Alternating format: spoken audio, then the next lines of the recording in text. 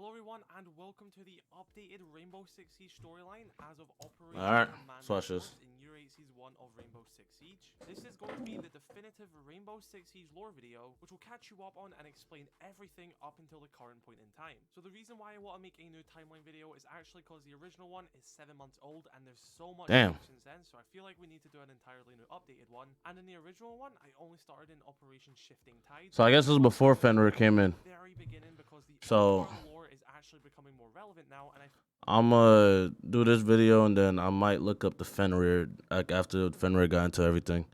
If y'all make that video too, I'll make that video. But feel like you guys should know it. So I quickly do ask, if this is your first time on the channel and you do enjoy this video, consider subscribing as we are on the road to 50,000 subscribers and I really do appreciate it. So without further ado, here is the lore of Rainbow Six Siege. So taking place after the Rainbow Six Vegas games, Rainbow Six Siege's lore actually starts in 2012, where a classified mission known as Operation Patriot takes place, and we learn this from the Ghost Recon character Nomad in a crossover between Ghost Recon and Rainbow Six a few years from now, and we'll get into that later. And this actually was going to be his own game known as Rainbow Six Patriots. It was revealed, then cancelled, and then Rainbow Six Siege came into form. But the major thing we have to learn at the end of 2012 after Operation Patriot is that Rainbow as a team was completely disbanded. And between the years of 2012 and 2015, Team Rainbow will actually remain disbanded. This was, however, until a terrorist organization known as the White Masks started to emerge. wait, what'd he say?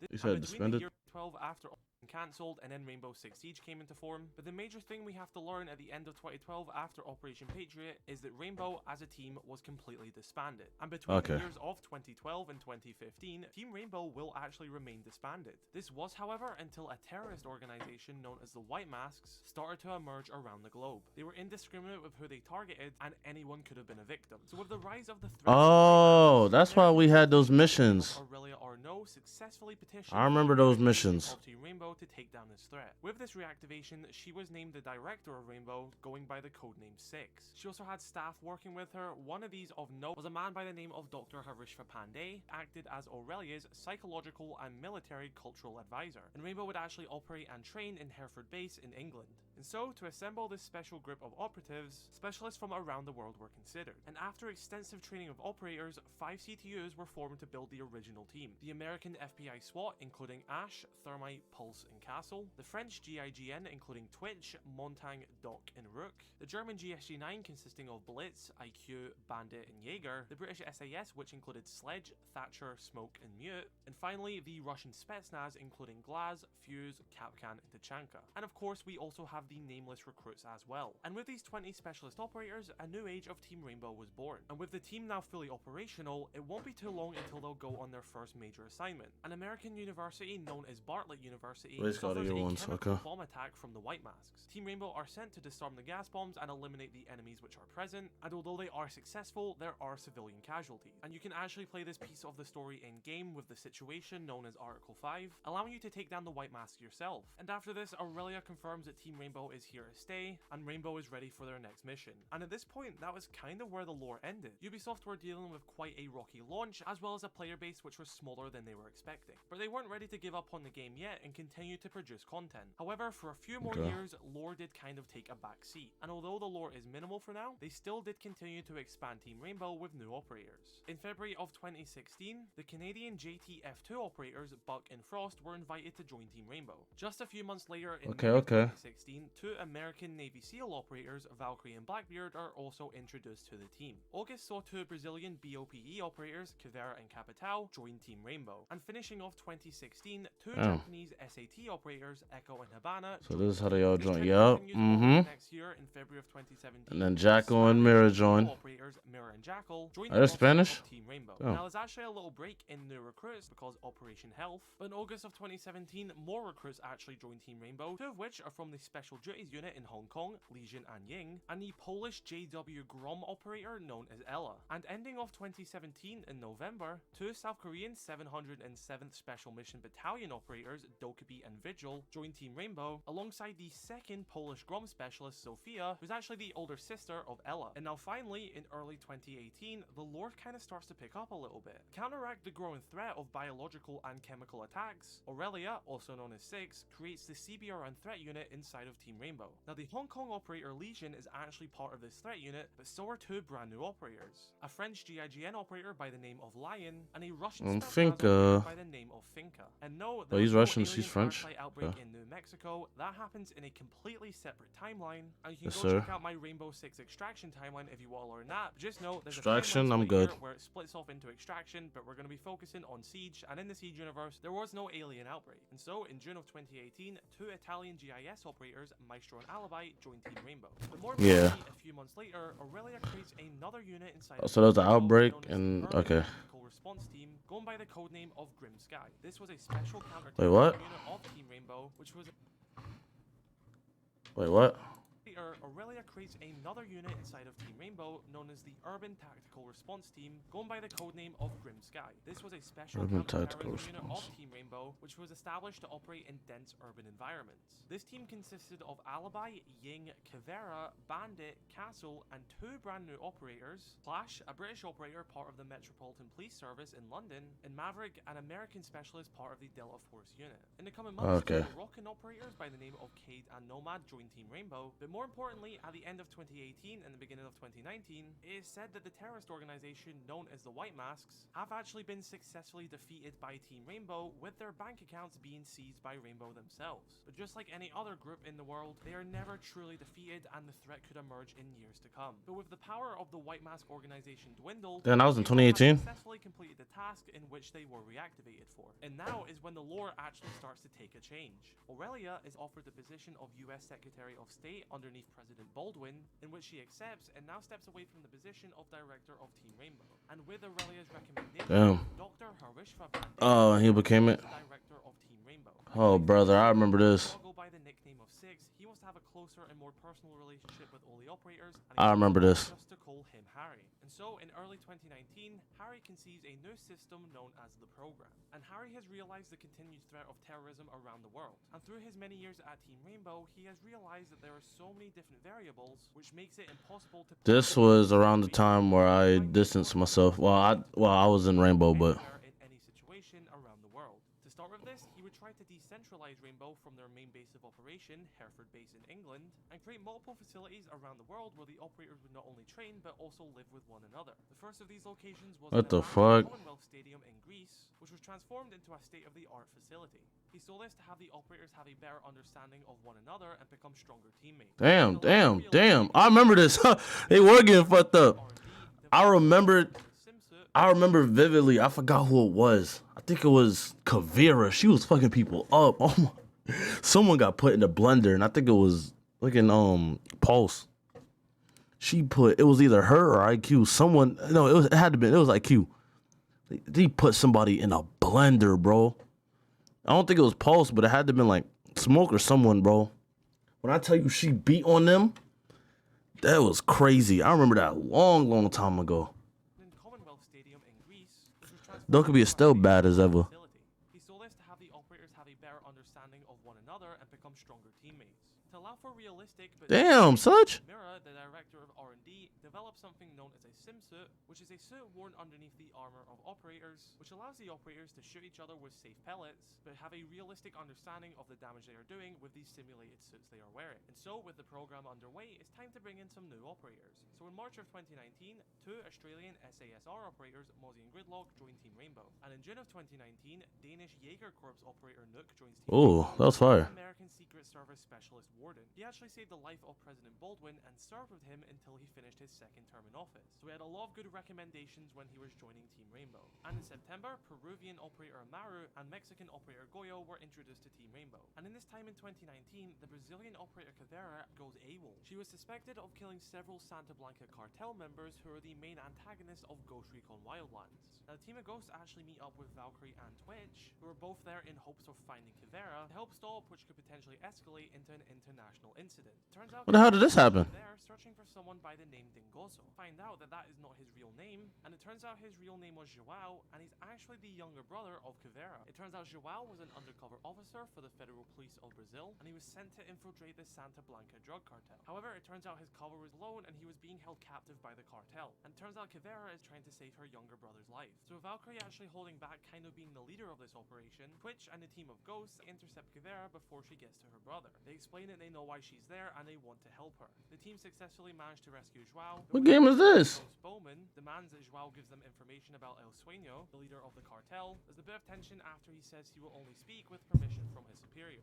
To rescue Joao, but when the leader of the Ghost Bowman demands that Joao gives them information about El Sueño, the leader of the cartel, there's a bit of tension after he says he will only speak with permission from his superiors. The Nomad of the Ghost Crew breaks up the tension, and Team Rainbow leave, ending this operation. And at the end of 2019, this is where the lore takes its biggest turn. Using the money which they Nighthaven amassed after they defeated them, Harry decides to put it to good use and contracts the private military organization known as Nighthaven to work and operate under Team Rainbow after Nighthaven answered at a stress super tanker in which pirates actually attacked the ship and threatened to what the hell on board. However, Nighthaven successfully killed the pirates without any civilian casualties. However, the real reason Harry actually invited Nighthaven to join Team Rainbow was to prevent any opposing organizations hiring them and to keep a close eye on them. And so with this, the leader and CEO damn she a sniper and Womai both joined Team Rainbow as operative, and as well as this, the military power of Nighthaven. Despite all this, veteran operator Ash is heavily critical of Nighthaven joining the team and disagrees with Harry's choice. Despite this, Nighthaven joins and recruitment continues for the program.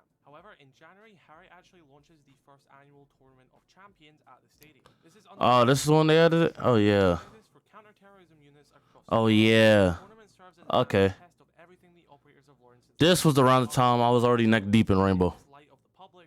Not even neck. I was like top of my head deep. Like I was always fully submerged in Rainbow. A specialist from the Netherlands known as Ayana joins Team Rainbow, as well as a Jordanian man known as Oryx, who is a specialist from the Netherlands. Really put their new skills to from the Netherlands. Out very well. In March of 2020, I remember, bro. It was so much beef going on during this tournament. In this light of the public will cause some criticism, but it seems like they were getting whooped on. I forgot by who though. I think it was by Hibana. A specialist from the Netherlands known as Ayana joins Team Rainbow, as well as a Jordanian man known as Oryx, who is actually the official second in command to Cade at his fortress. In June of 2020, a South African operator by the name of Malusi joins the program, and Nighthaven bring in another operative by the name of Ace. And by the way, when Nighthaven brings in these operators, it doesn't mean that these operators are now joining Nighthaven. A lot of them have actually been with Nighthaven for a good amount of years, but it just means that they are now being contracted as operators under Team Rainbow, but are still part of Nighthaven. And in September of 2020, yes, sir, legendary soldier Sam Fisher was on the run from an unknown enemy. Sam was unsafe and needed cover, so Harry offered him a job in Team Rainbow and giving him the codename Zero damn to hide his identity. Damn, he's looking up Oryx. Damn. Damn. Primary instructor for the program in training all the operators. And Oryx lost. 2020, another Nighthaven operative by the name of Aruni joins Team Rainbow. Now we know that her and Thermite are old friends, and they were on. Oh yeah, I forgot they were old friends. Wrong, and Thermite actually got burned, and Aruni lost her limbs. Around this time as well. I forgot about that. Okay, yeah. Champions in 2021. There are 4 team captains for this tournament: Capitao, Mira, Ash, and Vigil. And we actually learned that Harry has Callie on Ash's team because he seems to know that Ash has a big disliking to Callie and Night. Oh yeah, and this one they was beefing. Team as her will potentially help build that bond. And we also learned and they were beefing hella hard. I remember this. Now, still in this run up to the Tournament of Champions 2021, also known as Six Invitational 2021, get a comic book showing Fuse being invited by Callie to train with Nighthaven at the stadium. And in this, the hell? Why you got a shield? Callie after training, and Callie asks him why he hesitated to take a shot. Fuse said it was actually because Aruni was in his line of fire, but Callie says that Nighthaven's policy during matches is to play hard and take risks. No lives are on the line in the arena, so you have to do what you have to do. And judging by Fuse's reaction, that is not in the playbook for Team Rainbow. So we're already starting to see Nighthaven acting a bit differently than Rainbow does. A few pages along, we can see Callie showing off the Master Frame Prototype 1. This is actually her elite skin in the game. Fuse asks her if it's Rainbow compliant, and Callie says, more or less. And Fuse asks her, are you not supposed to wear your uniform for the Invitational? And Callie says, the Master Frame Protocol is my uniform. And all of this is kind of showing a bit of defiance from Callie and Nighthaven and is foreshadowing what's to come. So now we're in SI 2021. Wow. Callie and Ash are on the yeah, this is when niggas got washed. And are requesting Callie for help. Yeah, Mozzie got whooped on. At least not yet. Ash and Dokkaebi realize that Callie is using them as bait to draw out the defenders. And although Callie ends up winning the game for them, Dokkaebi gets eliminated whilst being damn. And Ash actually gets grazed from Callie. Yeah, she did. Oh, I remember she did get grazed. She was already disliking of Nighthaven and Callie, and this pushed it over the line. This showed Ash, if they were in a real engagement and not training, that she would have used Ash. What was that? Wait. This show was beyond annoyed from this. She was That's already Cav. disliking of Nighthaven and Callie, and this pushed it over the line. This showed Ash, if they were in a real engagement and not training, that she would have used Ash and Dokkaebi as live bait. And if this was real, Dokkaebi would have been killed. And that this is not in the playbook for Team Rainbow. Ash is at her limit and she's had enough. She confronts Callie, who is celebrating with other operators, and after a little argument, Damn, look at that man's forehead! Ash punches her. Damn! Look at his forehead! No! Oh my gosh! Damn, look at Sledge! And I know that Sledge. You can't hide that from me. Look at that forehead. Why does Umar look so upset? Look at him. But damn, that forehead. I'm not going to excuse that. Damn. Why is Mozzie one of the best operators in the game, but one of the worst foreheads? God damn. This nigga's about to go bald. You might as well go bald at this point, bro. Your forehead is on top of your head. Bro, just give up at that point. But damn. All right, my fault. I got sidetracked. And after a little argument and some sly comments Okay. from Callie, Ash punches her in the face. There was a skirmish between a lot of the operators in the room, and this is the beginning with a lot of issues of Team Rainbow. So now in March of 2021, we have Crimson Heist. This is where we meet the Argentinian operator Flores, who actually had a run-in with Ash back in 2016 after she offered him asylum in the United States when he was wanted by a crime lord after they tracked their stolen money to him. And although he is a reformed burglar, Ash knows his expertise better than anyone else. And in early 2021, Ash wanted to recruit Flores into Team Rainbow as she had a task for him. She sent Castle and Goyo to recruit him into Team Rainbow. And what we actually learned is Okay. the reason Ash wanted Flores to join Team Rainbow was not only because of his skills at heist and sneakiness, but she also wanted him to monitor Callie and figure out what she's planning. She trusted that Flores had the skills to do this, and Flores accepted the offer. And in June of 2021, we have a brand new operator, Thunderbird. She's a skilled pilot, and after her recruitment, she was Oh, she a pilot? After defeating her, I didn't. She's a pilot. I didn't know. and it was a very elaborate training exercise. In September of 2021, another Nighthaven operative joins Team Rainbow by the name of Osa. It turns out that Osa is the head of Nighthaven's QCR department, meaning that she is in charge of making all of Nighthaven's tech. And we actually learned that the reason okay. why Callie has been trying to get Harry to recruit all these Nighthaven operators is part of a bigger plan to recruit Rainbow operators into Nighthaven itself. And in attempts to do so, they invited some Rainbow operators to Nighthaven's base to try out some of their equipment. And in the Crystal Guard cinematic, we can see operators such as IQ and Smoke trying out some tech on Nighthaven's base. And finally, in November of 2021, Irish operator Thorn joins Team Rainbow, and she's actually an old friend of Sledge. But more importantly, around this time, we had SI 2022. And although there wasn't a cinematic for this tournament, we do know one of the teams involved led by Callie, and it consists of Musa, Ace, Finger, and IQ. So that was their attack team. That was their defense team. Oh, wait. Oh, yeah. That's when these skins came out? Damn. Their team was low-key stacked. Low-key? Their team was stacked.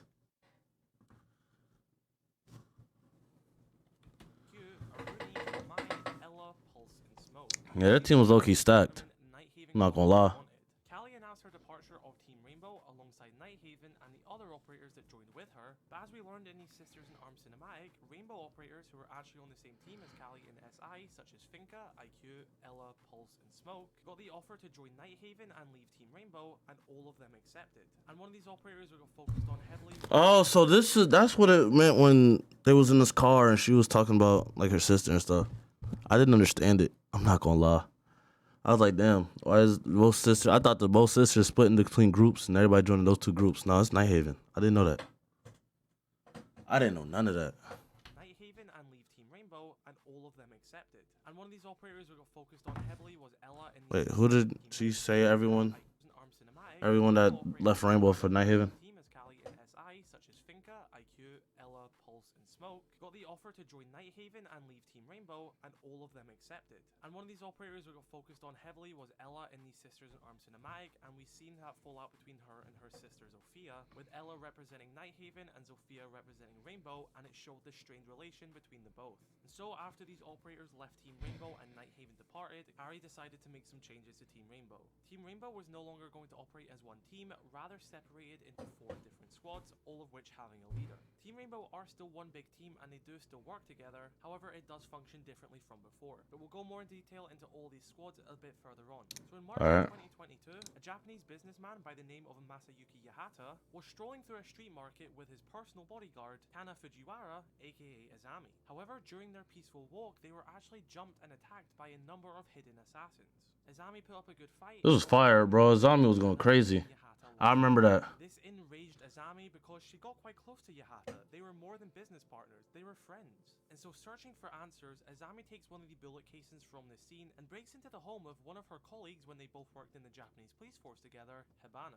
Azami presents this bullet casing to Hibana, Oh, shit. revealing that this bullet was from none other than Nighthaven's QCR department, hinting that this assassination could potentially have been from Nighthaven. Uh-oh. This is major since Nighthaven not only were working with Rainbow not too long ago, but now some ex-Rainbow operatives are working underneath Nighthaven. So being presented with the news that some of their ex-colleagues are now part of a team that is potentially assassinating people put this very high on Rainbow's radar. So to investigate this, Thatcher and Jackal fly out to Japan. She looked pissed. Azami and Hibana. Jackal, using his footprint scanner, tracks the footsteps of some assassins who fled the scene. This leads a group of operators into an abandoned factory, and we actually do see a little line here of Thatcher calling Smoke a backstabbing shite. So it's quite obvious how Thatcher feels about Nighthaven. After a fight with the assassins, Thatcher manages to grab one of them and holds his neck at knife point. They thought it was a Damn. joke because Yahata was such a big name, but they actually then started to receive weapons, intel on Yahata's movement, and a lot of money. Jackal manages to find the weapons crate, but it turns out the assassins were told to go here and were actually being used as bait to draw these Rainbow operatives into the building so they can be taken out by an attack helicopter. Azami uses her Kiba barriers and helps the operators get away. And in his final moments, Hibana says, whoever that was, if they are working for Nighthaven, they just declared war. So with all this information, Team Rainbow gather and decide that they are going to infiltrate Nighthaven Damn. and find if they are truly behind all of this. Team Rainbow learn that the architect that designed Nighthaven's base is being held by a local militia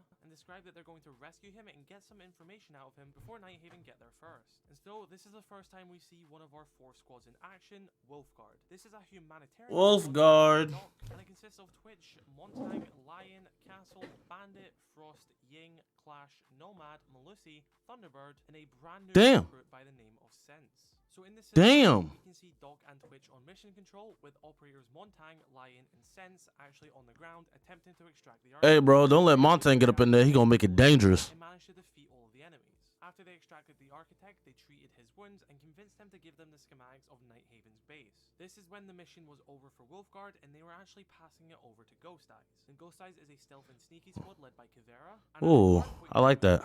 It included Glaz, Valkyrie, Vigil, Zofia, Legion, Nook, Warden, Maverick, Mozzie, Ayana, Zero, Flores, and quite soon we will be getting the introduction to Solace. I like how all the roamers are in this team. Zero, Flores, and quite soon we will be getting the introduction to Solace into the team, but that comes a bit later. So in the That's crazy. mission, we learn that they keep everything on a secure private So these are like the roamers and stuff. our inventory. And they claim that with that Like the intel, sneaky operators. Yeah, that's fire. that was used to kill Yahata. Sense is actually worried about the well-being of the architect on this mission and convinces Doc to allow them to go along, promising that once they get Ghost Eyes in the door, they'll leave with the architect. Doc reinforces the reason as to why they have the squads is that they have all their mandates, but Doc does compromise with Sense, allowing them to go to a certain extent.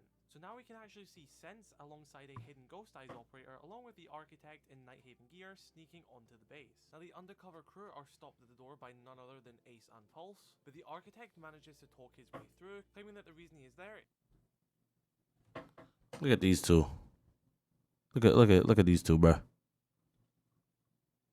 Dickheads. is to design a new recreational area, which Ace reminds him is going to be a volleyball court. Ace and Pulse see no What? suspicion as they've worked with this guy before and they let him on past. They actually manage to find their way to a side entrance, but it turns out that the architect's handprint is no longer on Nighthaven's system. The unnamed Ghost Eyes operator claimed it was time for Plan B, and this involved taking out a Nighthaven guard and using their unconscious hand. And it does seem like this Ghost Eyes operator was going to kill this guard, but Sense intervenes, saying that we don't even know if Nighthaven are the enemy yet, also showing the humanitarian side of the Wolfguard operator. So they managed to get the Ghost Eyes operator in the door, and Sense and the architect go to leave. As Sense and the architect start to leave, The fuck is the architect? the Ghost Eyes operator that actually got in was none other than Nook.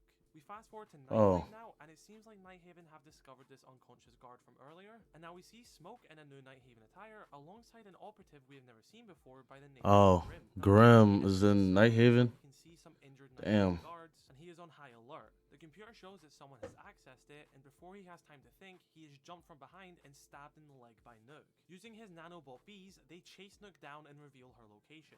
Nook and Grim have a close-range fight with a knife involved, and Grim almost cuts Nook in the face. Nook actually manages to get the upper hand and stuns Grim. Before she escapes, we do see that she managed to get the data key, and she jumps into the water. Nook's like that for real. Other than Sam Fisher. And now seems like Nighthaven know that Rainbow are onto them. We now jump over to the comic, which takes place 3 hours after this event, and we see that Nighthaven are trying to find out who stole the data key and why. She puts Grim on the case, and he happily accepts, with Callie saying that no one interferes with Nighthaven without consequences. Grim interviews all of the operators, such as Wamai, Osa, Aruni, Pulse, but the one person he got a definitive answer out of was Finka, who told him that it was Nook. Grim relays this information to Callie, and she says that this is bold, even for Rainbow. Grim asks Callie if he should take out Nook, but Callie says that they can't make an enemy out of Rainbow, at least not yet. But she tells Grim to expose Nook in a different way by exposing her secret identity. This leads to chasing a number of different leads, till he finds someone who has a link to Nook. This leads him to a theme park where he finds a man spending a day with his family. He pulls the man into a side room, using a secret code he learned from a different lead earlier. He threatens the man's life unless he gives him the information. And now it seems that Grim and Nighthaven got what they wanted. Grim shows up to Nook's house where she is doing some gardening and is clearly caught off guard. They pretend to act civil with each other, Nook offering him a drink, but when the opportunity arose, Nook tried to get the upper hand on Grim. They had yet another fight, and Nook once again is victorious in this, but Grim says that he's not here to kill her, rather to find out what she is trying to protect, and more specifically, who she is trying to protect. And he's actually there to blackmail her by saying that he knows everything about her, he knows her family, he's basically doxing her, and if she crosses Nighthaven again, there will be consequences. So a lot of the story between Vector Glare and Brittle Swarm happened very close to each other, but now it seems like there was a little break for a few months. That's crazy. New Ghost Eyes operator Solish joins the team, and in this time it seems like Rainbow have learned that Nighthaven aren't responsible for Yahata's death, and there's someone else in play. However, they're now scared that a private military organization such as Nighthaven are going to start a war over this. And so although Nighthaven actually are the enemy now, Rainbow want them to stay uninvolved and allow them to do it themselves. So in the runway of Nighthaven's base, we see Callie talking to her soldiers. Osa is also there as well. The Nighthaven ordnance was stolen. So this confirms that now Rainbow know it, and Nighthaven also know that their stuff has been stolen as well. This is when she's confronted with Solus alongside Kavera, and actually the Ghost Eye squad hidden in the shadows pretending to be Nighthaven soldiers. After a fight, Callie tells Cav that they didn't kill Yahata and that their tech has been stolen. Kavera said that they know, but they want Nighthaven to stay out of it. And as Solus says, you don't get to start a war over it. Callie insults Ghost Eye, saying, "Not sure your butter knife will cut it, darling. You're up against some very loud guns." And that's when Kavera says that they actually have a squad for that, known as Red Hammer. So with Wolfguard being humanitarian, Ghost Eyes being sneaky, Red Hammer is the full guns a-blazing, hard-hitting squad. This team is Thermite and consists of Ash, Tachanka, Fuse, Capcan, Sledge, Buck, Blackbeard, Cade, Gridlock, Goyo, Amaru, Oryx, and Thorn. So now, hell no. To deal with whoever it was that stole Nighthaven's tech, who's out there assassinating people, they're gonna put an end to it, and they want Nighthaven to stay out of their way. This is when we get into the insane Year 8 cinematic, which shows us Harry at the same desk we've seen him many times before. But the mood is much darker, and there's someone else in the room. This figure slides a phone over to Harry and says, Deimos. "This is how Rainbow dies." And okay, so this, nah, I don't have to look it up, never mind. Coming from Thermite's body cam. Thermite, of course being the leader of Red Hammer, is in the building with a gang which is using stolen Nighthaven gear. We hear him talking to Kavera, the leader of Ghost Eyes, showing that this is a joint operation between the two squads. And with a breach from an exothermic charge, the guns are live. It shows that they're all ran in with a shotgun. Mission as well. Sledge, who is part of Red Hammer, Ash, who is also part of Red Hammer, and Sophia, who is part of Ghost Eyes. And these operators are taking these enemies out with ease. They don't seem very experienced. He hit it with his hammer, yeah. And still, our operators successfully take out these enemies.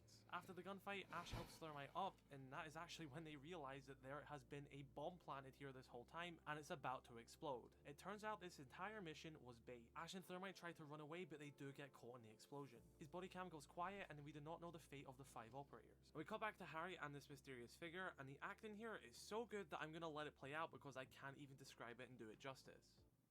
Yes, sir. I'm a little disappointed they fell for it. You know, Rainbow used to be feared in my time. A covert unit of Apex killers.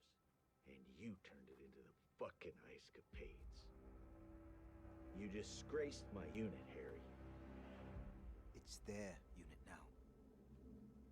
And the disgrace is yours, Deimos.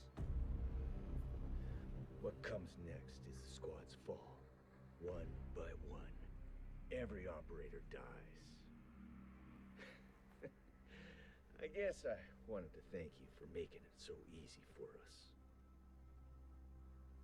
My job was never to leave Rainbow, but rather to help them lead themselves.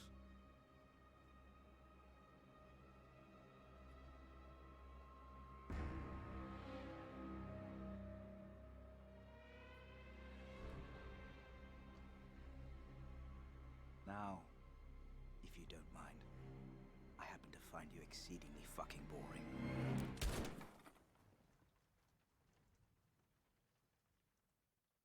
And yes, here's the big reveal. There is a new character by the name Damn. of Deimos, who is ex-Team Rainbow, and he honestly could have even been there before Aurelia was. And we don't know if he was operator level or even higher, we are still yet to learn that. But the major thing we learn here is that he is going to kill all of the operators. That is his goal. And he's been the one pulling the strings Damn. between Rainbow and Nighthaven the whole time. He was the one who got you Yeah. killed with Nighthaven gear. He saw the issues that Rainbow and Nighthaven had with each other and escalated it to a new tier. They've been playing his game the whole time, and he got them right where he wanted, exploding a bomb injuring 5 operators. As unorthodox as they can be, Nighthaven aren't the bad guys. Rainbow and Nighthaven now have a common enemy, and they could begin working together again. And it's clear that Deimos had a lot of issues with Harry. Probably one of his biggest issues as well might have been the whole stadium and the tournament and the public eye. But Harry actually did build Rainbow back stronger because they no longer need a 6. He doesn't have to be replaced. There are 4 squads now. Thermite, Doc, Kavera, and Hibana can lead Rainbow into the future. Just like Harry said in his final moments, it's their squad now. And for that, he succeeded as the director of Rainbow Six. Now there's one squad we haven't focused on yet, and we're now going to look at them now because they actually managed to track down Deimos, and that is the Viper Strike squad led by Hibana. This squad specializes in utility, and it includes Thatcher, Mute, Rook, Blitz, Jaeger, Capitao, Echo, Jackal, Mirror, Dokkaebi, Maestro, Alibi, Azami, and the brand new operator Brava, who's actually the cousin of Capitao. So not long after Rainbow are already in hot pursuit. Viper Strike leader Hibana, joined by members Brava and Capitao, board one of Deimos' planes. Brava uses her clutch drones to hack one of the machine guns on the plane and take out some enemies. Hibana attempts to breach open a door which Deimos is behind, with Deimos emerging, actually opening up the plane's cargo door. Many of Deimos' soldiers fall out the plane, but so does his cargo, including a bunch of gold, money, and other financial supplies. Capitao almost falls out the plane, but that is when Brava saves him and holds him by one arm. Capitao exclaims that Brava must take the shot onto Deimos and kill him for what he's done before he hurts more, but that would result in her letting Capitao fall to his death. She could not bring herself to do that to her cousin, and Deimos managed to get away. Hibana, who was knocked unconscious by one of the moving crates, claims that although he got away, they hurt him financially and he'll need to find a new way to finance his operation. So although they didn't kill him, all his gold and his money and other stuff that he's using to finance his operation did fall out. I didn't see this, yeah. I didn't play last season, so I didn't see these. Comic book for Operation Commanding Force. At our current point in time, this is the final piece of lore we have reached. Of course, stay tuned for more. But this comic does reveal a lot. We also do know that Sledge has been injured. We learned that in the battle pass, so we can assume that Zofia and Kavera have as well. But there's a massive teaser at the end of this comic, so we can talk about it. This comic starts with Brava walking into the Hereford Military Hospital in Hereford, United Kingdom, the same place where the base is actually located, and we overhear a conversation between Hibana and Thermite. So Hibana says, someone planted intel in Deimos' plane. Thermite responds by saying, what was it? We now take a look into the actual hospital itself, where we can not only see Hibana talking to an injured Thermite who has a walking stick, but we can also see that Ash is in a coma. So the future of Ash, we don't actually know how she's going to make out of this. So continuing Hibana and Thermite's conversation, Hibana says that there was a geolocation for a compound in Brazil, and if there's more intel to gather, that's where it will be. Thermite asks if it can be accessed remotely, and Hibana says no, completely off the grid, and that Brava will lead a reconnaissance operation to find out more. Thermite instantly shuts this down by saying that son of a bitch put Ash in a coma. He killed Harry.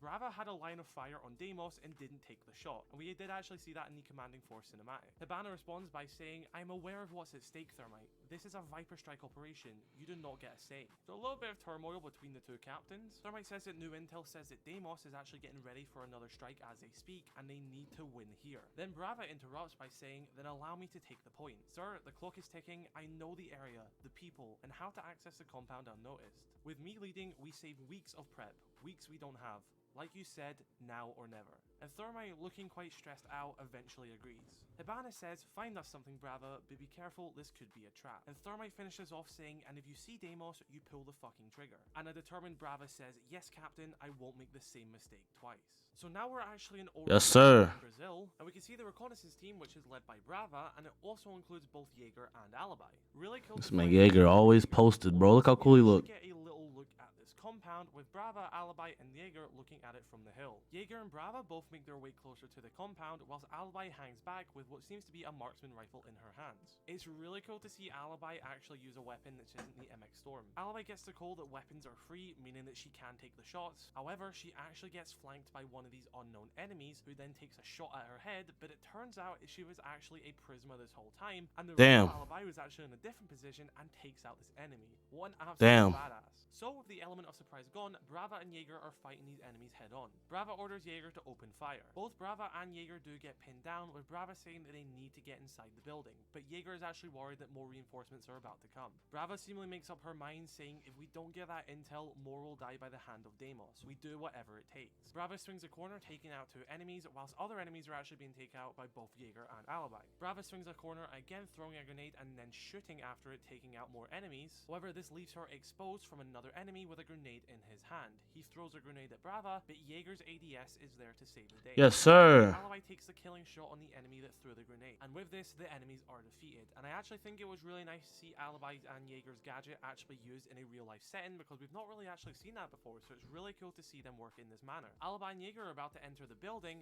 that is, until what seems to be a rocket launcher actually blows it up. And it seems like Brava and Jaeger were kind of hit by this blast as well. Brava seems defeated when she realizes that the intel has been destroyed in the fire, and that is until she sees the silhouette of someone running into the forest. So Jaeger, Brava, and Alibi get on their feet and chase this person down. This person actually says, you don't want to shoot, trust me. Brava says, give me a good reason, and this person actually says, I don't know how, but they found out you were coming and laced that building with explosives. I blew it up to save your lives. And Brava actually says, well, that's a little convenient. Another option is that you knew what we were after and destroyed our intel. And then this person says, I didn't destroy the intel, I am the intel. I'm the one who planted the geolocation. Brava replies by saying, then why all this? Okay. Why not come to us directly? The stranger says, I was stuck. Deimos, he's everywhere. It's a long story. My only option was to get your attention on this compound and hope you'd send Wait, is this Fenrir? I can help you stop him. And the next Probably, page it's Fenrir. to what seems to be an undisclosed base. I'm not sure if this is still the hospital, but it does look somewhere quite different. Could actually be the stadium, because we do know that is a base of operations for Team Rainbow. So Hibana actually looks at Brava and says, did you find something that can help us catch Deimos? And Brava says,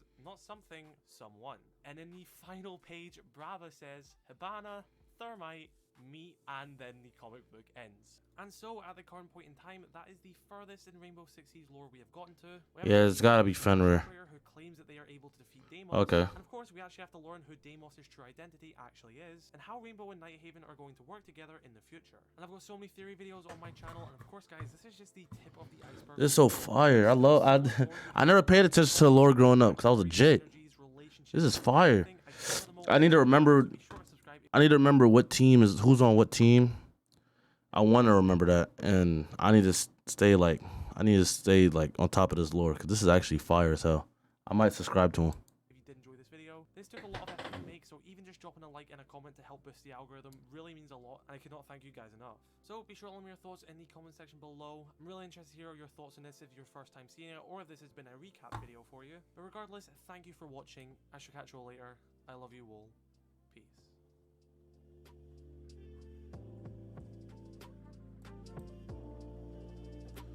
Fire video, fire video. Fire, fire, fire, fire. Kudos. Hello everyone, This is and welcome fire. back. Hold on. We're having a one Yeah, that might be the one I need to watch.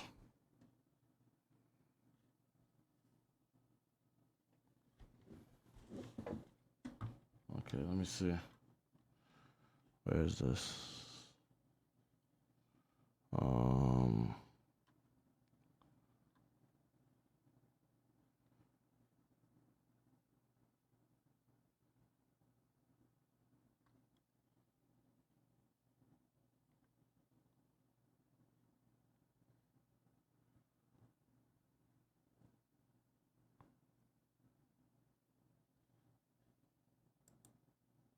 when there's nothing holding you back, Bruh, what would your thing be? how am I getting an ad? Honestly. What?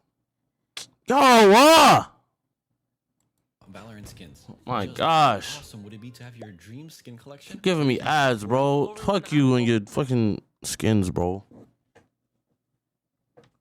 What I was gonna say was I might just not edit this and put it on one video because it's gonna be a pretty long video.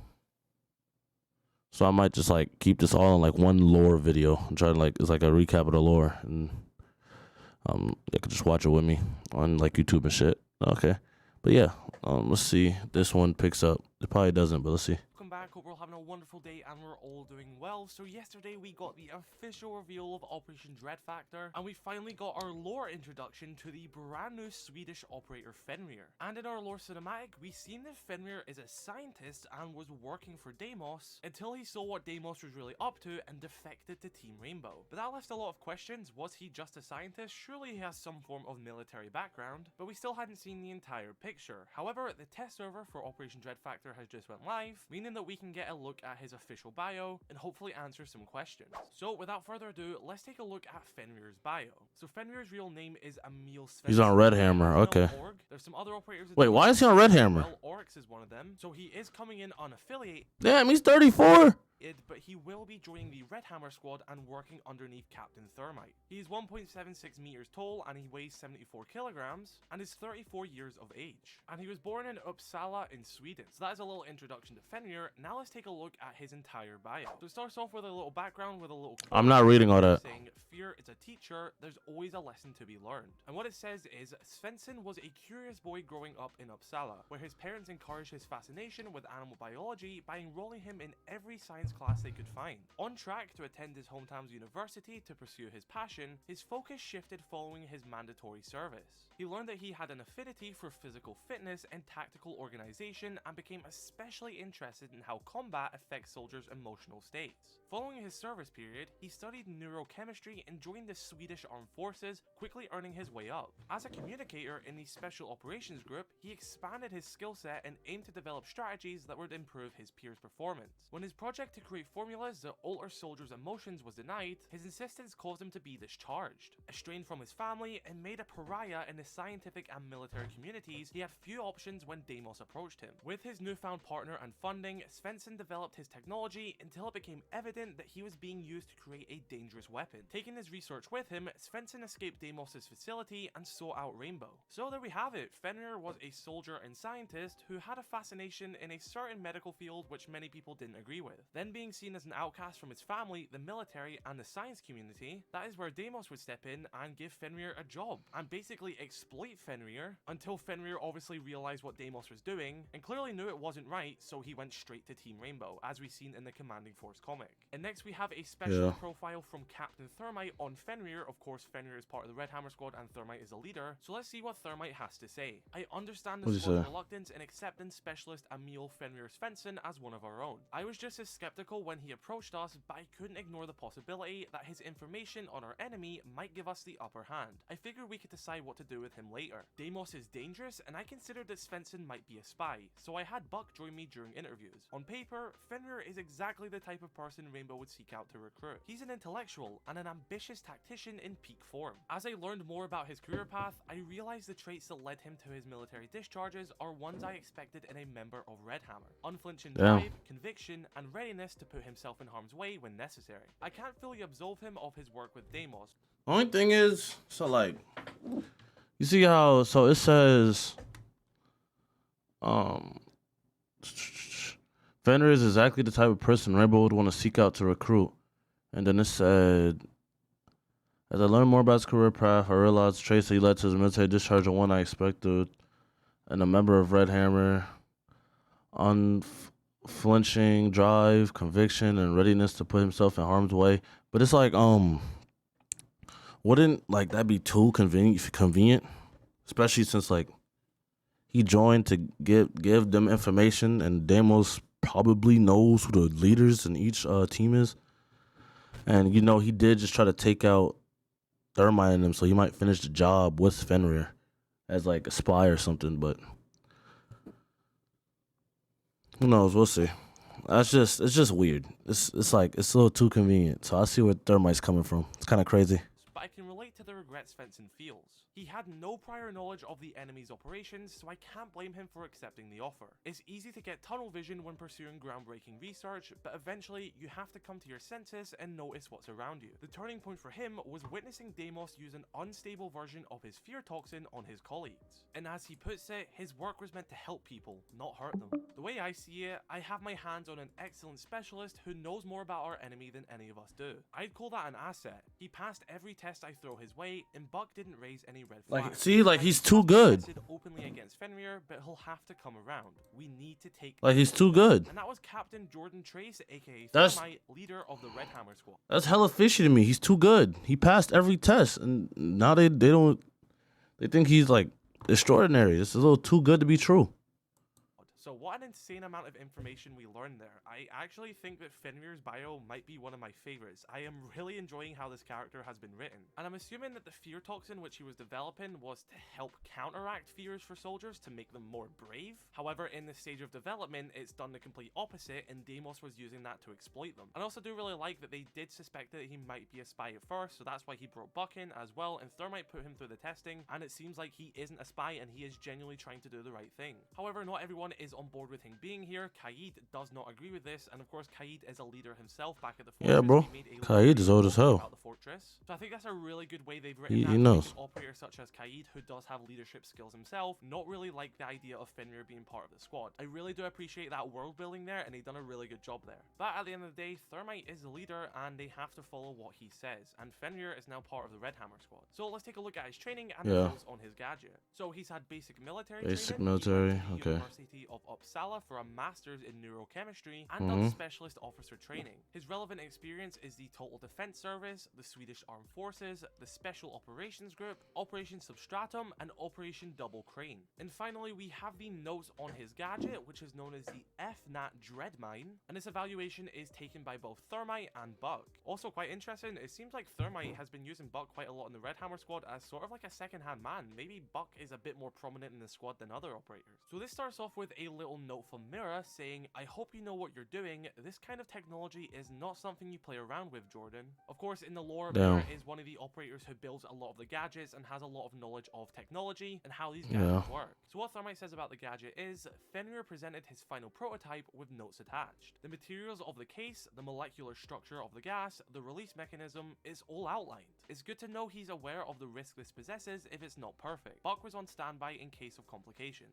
At his own insistence, we started by testing on Fenrir to be sure, and then alternated testing methods to eliminate possible variables. The gas is unpleasant, but not dangerous. Fenrir warned us that early iterations of the formula caused extreme aggression, but our tests confirmed this modified version to be free of that side effect. Honestly, this is much more sophisticated than Smoke's compound grenades. That's also a very interesting note there, by the way, because when Solace was introduced to the game, they said that her headset was an upgrade originally meant for IQ, but of course she left to Nighthaven, and Smoke has also left to Nighthaven. So kind of two little digs at two operators who left Team Rainbow by saying that Yes, the sir. operators are basically Shouldn't have better left. versions of them. I can Yup, imagine if those she is operators better. work with Shouldn't have Rainbow left. Again, and they meet these two people, they're gonna be like, oh, did they take Now you up.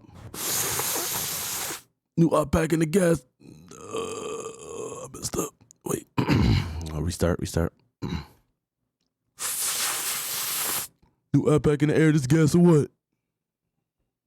take our spot. However, continuing Huh. reading this, it says the FNAT Dreadmine Sorry. proximity trigger is simple, and the effects are temporary. The package can be changed if needed, but it works fine as is. Buck noted that this device should serve well for flank watching and area denial, both tasks that can be difficult to achieve with limited manpower. I'm interested to hear about Fenrir's more positive variants. They wouldn't be much use in the field, but he's not off the mark when he says introducing emotional responses could have therapeutic effects. And that was the evaluation of Fenrir's FNAT Dreadmines by Captain Thermite of the Red Hammer Squad. So everyone, Okay. that was the bio of the brand new operator Fenrir. I absolutely adore this bio and the story of Fenrir. He was a man that had Yeah, a passion for science, it's actually and people fire. around him supported that growing up. The more he started to investigate that interest, the more people started to push him away and disassociate with him. This allowed him to be exploited by Deimos and allow his work, which was originally being developed for good, to be used with malicious intent. Not having a place with his family, the military, or the medical community, and now being exploited by Deimos, he ends up in Team Team Rainbow, where it seems like he'll have a new family and a new home. And although not everyone may agree with him being there, he can earn his place now and show that he is a valuable asset to the squad and hopefully can be used to take down Deimos. And so, from his bio, that is the story of Fenrir, the brand new Red Hammer squad operator in Rainbow Six Siege, Operation Dread Factor. I already said it, but I absolutely love this bio. I had a blast reading this. This was my first time reading it as well, so my reactions were genuine. And I'm really interested to see how the character of Fenrir develops in Rainbow Six lore. And honestly, I have a feeling that he maybe will have a run-in with Deimos very soon. So everyone, that is the story of Fenrir. Be sure to leave your thoughts in the comment section below and subscribe for more Rainbow Six Siege lore content. Drop a like on this video if you did enjoy. Check out my other lore videos. And as always, guys, have a wonderful rest of your day. Stay safe. I love you all. I shall catch you later. Peace. Okay. That was fire. I'm liking that one too. All right. So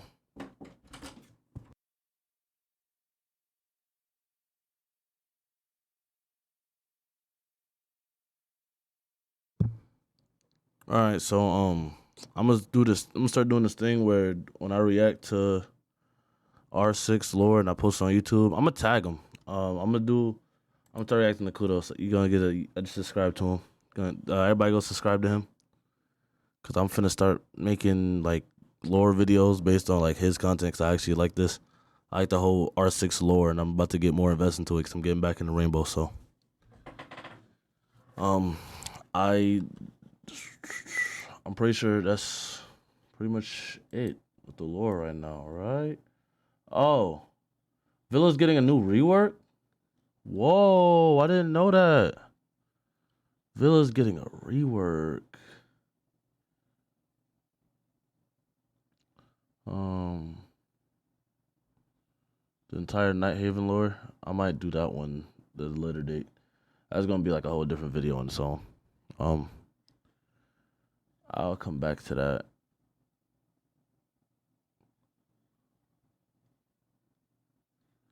We'll see though. Why Ella leave for Night Haven? That's a fire video.